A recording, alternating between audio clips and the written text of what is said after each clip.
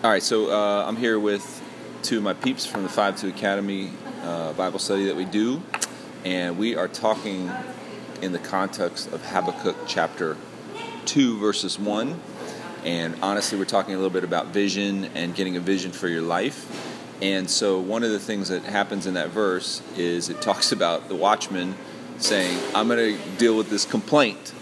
And so we were talking about like, hey, what are you complaining about today, right? I talked about how I felt like there's lack of respect for Christian hip-hop pioneers, and I felt like people just give Kanye all this lauded praise that Christian hip-hop artists have been doing for like 1,000 years. Maybe not that long, but... and so then you were sharing, we started actually talking about Anna Marie music. She was feeling a little bit discouraged based on a conversation that someone had said with her about the challenges of being a female and doing Christian hip-hop. And so do you mind just repeating what you had said, that the guy had said? Yeah, so he was basically just saying how it's very rare for a woman in rap to actually, quote, like, make it and be successful in it.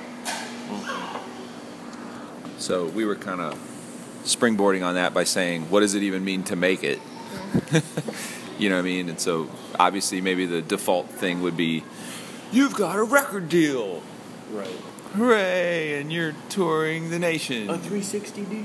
And it's a funny, obviously this is audio, so you can't see the eye rolls that are happening currently, but I think we all kind of agree that even having a record deal isn't necessarily making it anymore. Right. But you were talking about the prevalence, or how you feel there is an upspike in female rappers. Yeah. And you were saying about, what's her name again? There's a few. Megan. OMG Wandy. Oh, yeah, Wande. Yeah. She's... Wande? I don't know how to say her name. Sorry. But she's awesome. Okay, there you go. And I said he's mansplaining because he's telling Anna that she's fine. I'm not saying she's fine. I'm saying... So stop complaining. As a man, I would like to tell you that you as a female are just fine. I'm saying now you have more opportunity than previously because of the conversation being open. You still have to work for it. Yeah, but let's talk about the pay gap, okay? 78 cents on a dollar. Sell merch. And do shows. Do live shows. And female rappers are getting paid less than male rappers. How do you feel about this? Exactly. You have nothing to say. Let's talk to the woman. I'm joking. I'm totally off. I'm off the rails here. Oh my gosh. You were just saying how that you feel there is things are going better.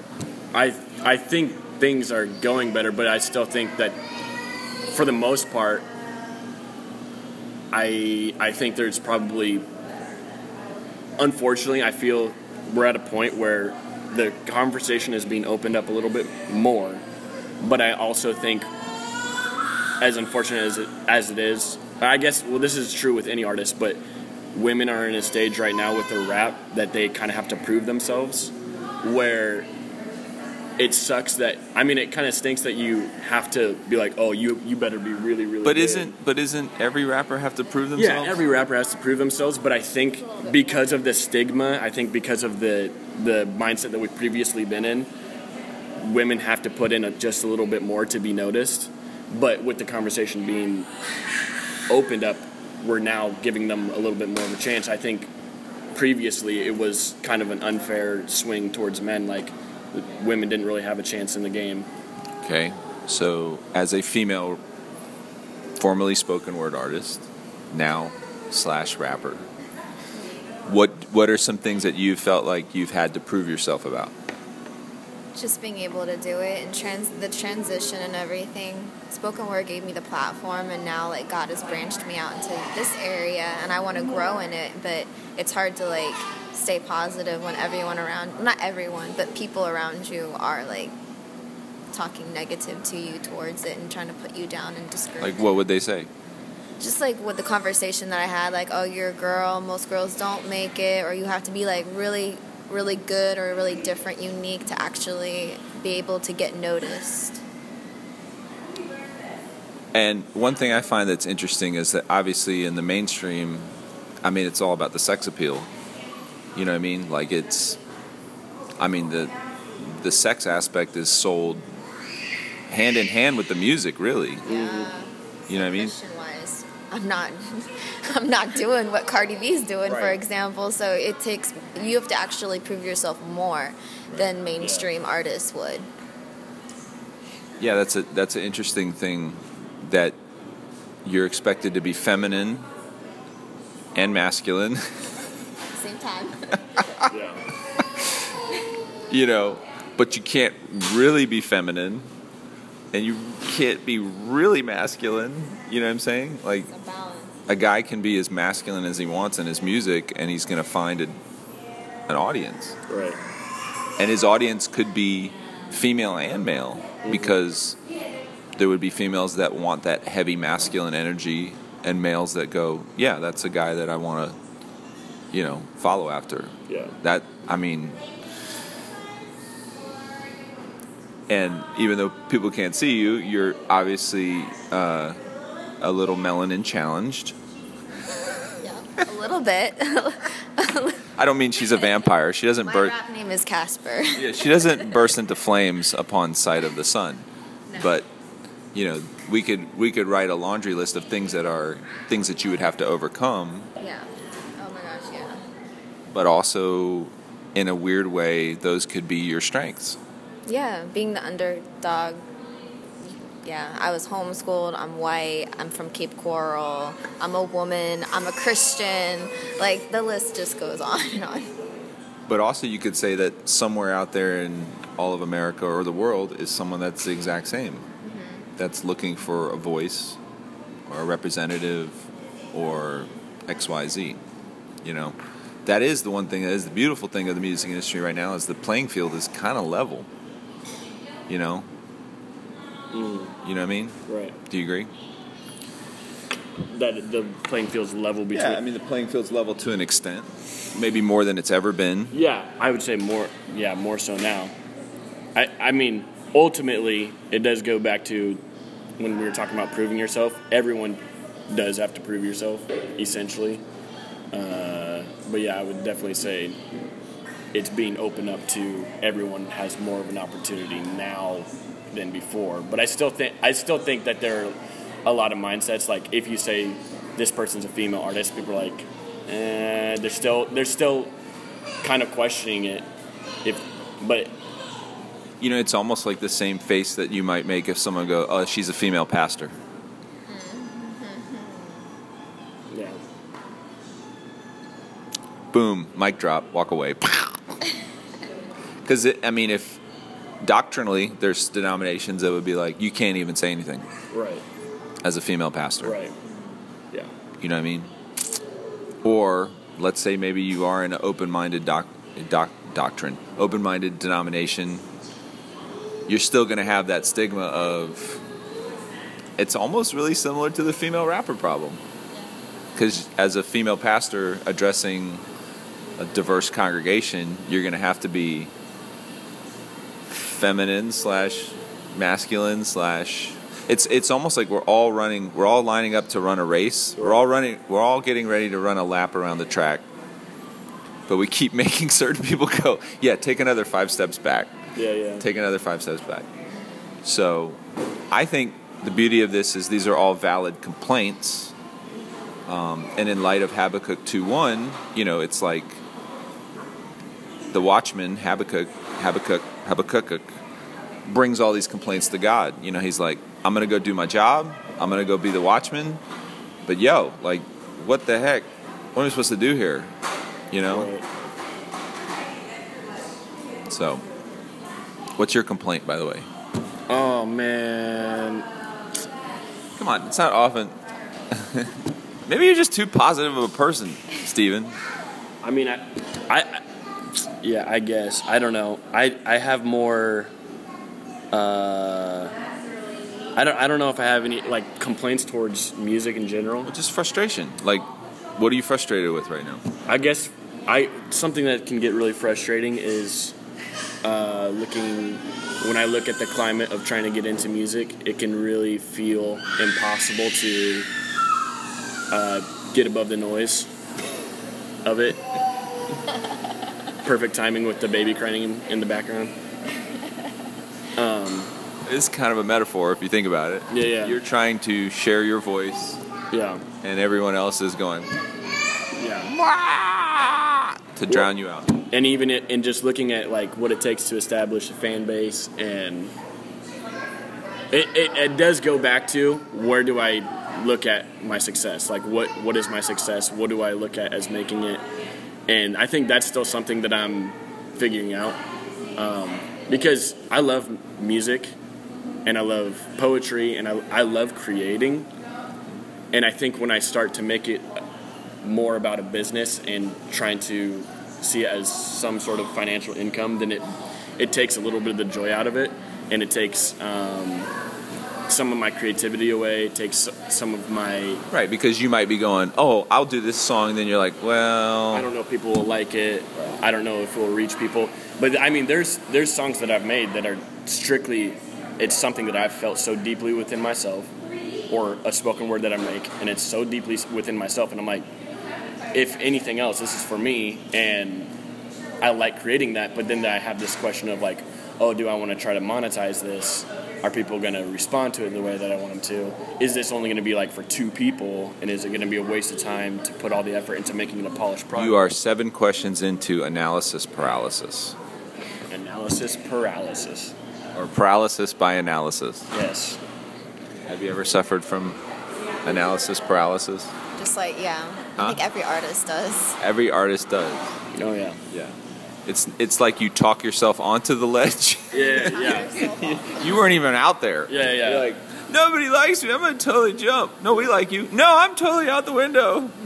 Yeah. You never know unless you try, though. Yeah, exactly. Yeah. And if it even is for that one person, that could change that one person's life, and then that one person can go reach 1 million people. Right. And that's where you have to kind of see your work, or if it is your ministry, if music is your ministry, you kind of have to see where your values are in it, because it's really easy to get into the mindset of like, man, I want to be this really dope artist that's selling tons of records, getting really like huge spread on your coverage and everything, and in your fan base and all that. But sometimes it's hard to be like get in the mindset of this might just reach that one person that goes on to do greater things, which is okay. But it's like, as a person with pride, you're like, yes, you kind of want it for yourself. You kind of want to be that person that makes the wave. So the thing that I took away from that verse is when you're in the complaining stage, when you're in the stage of frustration, sometimes the only real thing you can do is just go to your job. Mm-hmm. Like, just get in the... Like, when you don't know what to do, just do something. Right. You know what I mean? Otherwise, you just kind of sit there and stew in your own juices and, you know, talk yourself onto the ledge artistically. So I'll probably just end it with this. I'm curious to hear your perspective, because obviously you guys are younger. You're a younger generation. You're in your 20s. Because I threw the question out onto my Facebook and my social media. I said, hey, you know, why is it Sugar Hill Gang and Furious 5 and these really old school groups? I mean, they're certainly before my generation. They're not the music that I came into. I went there more out of like, I felt like I was going to a museum. You know what I mean? Like, it was like seeing I'm literally seeing a piece of history, like on stage from me. Yeah. You know what I mean? So for me, that was my incentive. If someone said to you, hey, the Sugar Hill Gang was coming, what would your response be? Who are they? I'd be like, cool. You can go to that. Yeah. Okay, so there's zero incentive for you to want to go, right? Well, one, your incentive is like, you just don't have a frame of reference for it, right? Yeah. Now, you might know hip hop, hippie to the hip, hip hop, and you don't stop. You know that song, right? Okay, so you know the song, you just don't know the artist.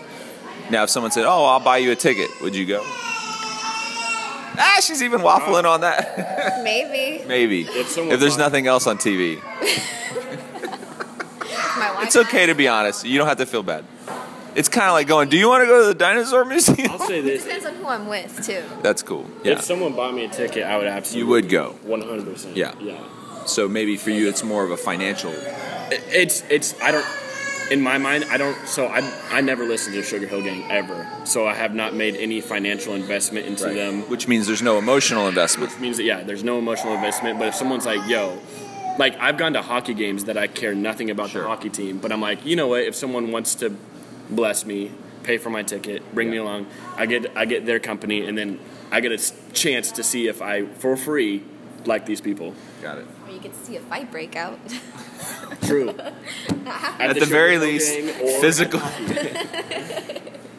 That happened to me. Well, it's funny you say that because the show itself, I've been to a lot of concerts, but I generally shy away from rap shows because I know it's going to be a lot of weed, a lot of drunk people, potential of violence, you know what I mean? Like, and even back in the day, when I would do openings, there was always that fear of like someone's going to throw blows and this thing's going to get canceled. Yeah. The Sugar Hill Gang show was so peaceful, like not in the sense of like it was a Grateful Dead concert, like people were stoned out of their mind. I don't mean like it wasn't like man vibes, bro. No, it was more like they even said from the stage, like tonight, it's all about having fun and the beauty of hip hop. And they were like, we're not going to be... And then he actually said, we're not going to be talking about shooting people. Like, he made it a point in his presentation to say...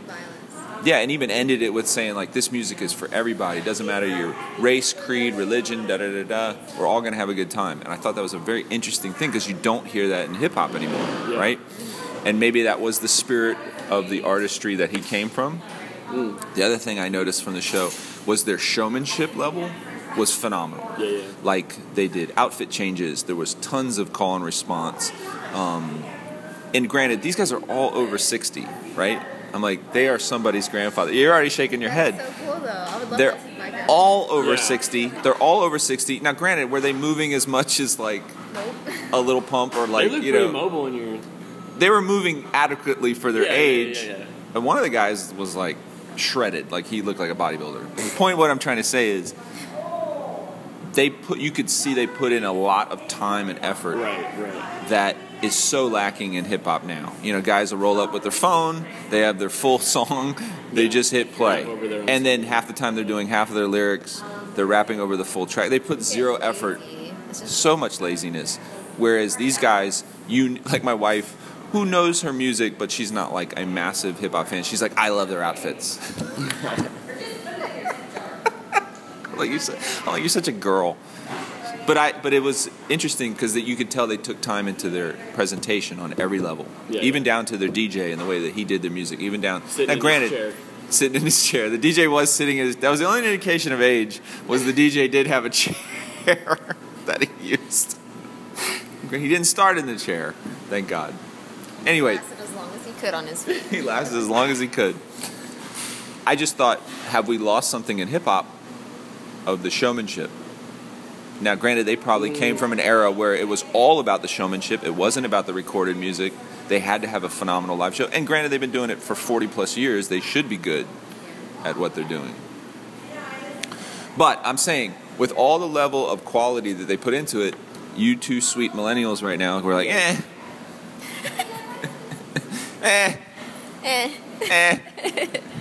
Which... I'm not even saying, here, have a guilt sandwich over that. I'm saying,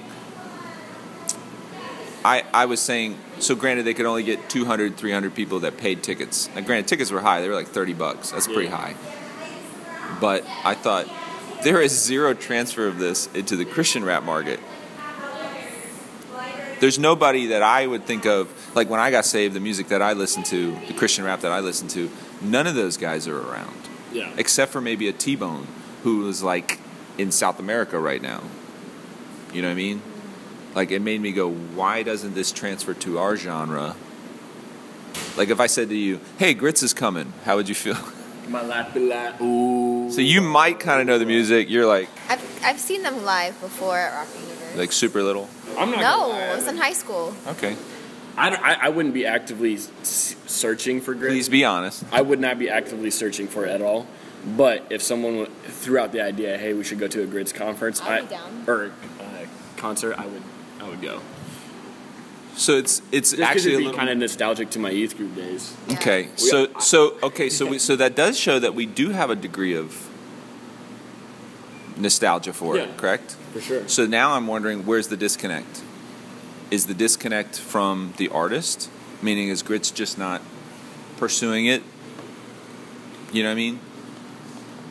You know what I mean? I don't even Are know. they, or is there just so little of a demand that the handful of promoters that would put on are just like, ah? Sorry, I just thought of a completely different band. Go ahead. DC Talk. So it's funny because when I did throw that out, someone goes, "Well, DC Talk's coming back." I'm like, Are they? "Well, they are." I mean, look, I grew up on that. that is an interesting pose because you could make the case and go, DC Talk is a legacy Christian rap artist. But look, I mean, they did 2 rap-esque albums, and the rest thing after that was just Toby doing a little rap on other stuff. So I don't know if you could consider that, but you could say they are one of the first legacy acts. The fact that they can come back together, do a cruise, you know what I mean, and like people legit paid money to go on a cruise to see this reunion. But if you would compare DC Talk's album sales to a Grits album sales, it's like not even close. Right. You know what I mean? So probably at the end of the day, it still comes down to money and blah, blah, blah, blah, blah.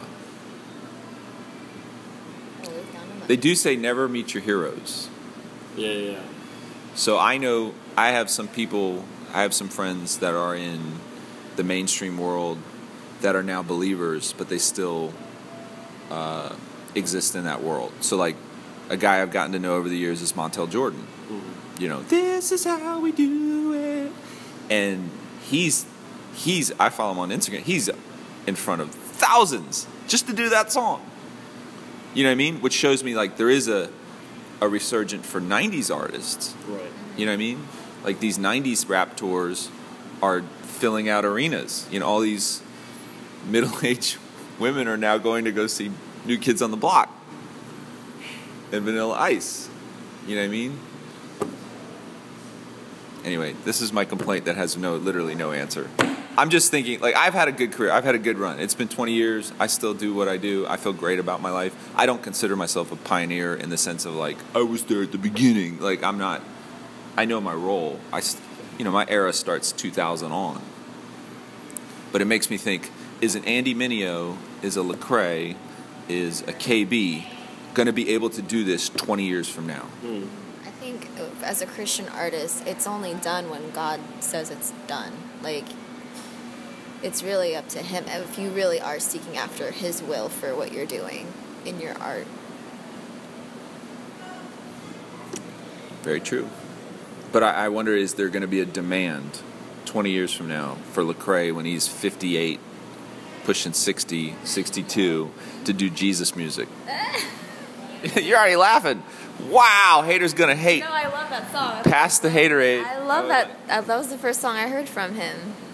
But I'm just wondering, will he be one of the first artists that could be like a Sugar Hill Gang for our industry 20 plus years from now?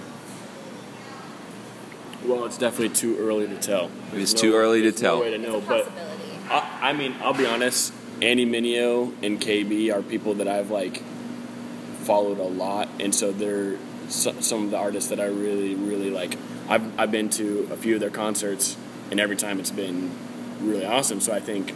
But I'm saying in 20 years from now, that's when what you're I'm saying. 45, I would definitely and go. he's If they were 50 still performing- something, Yeah, if they were still performing, I would 100% go. okay, we'll come back to this conversation in 2049. I would definitely go.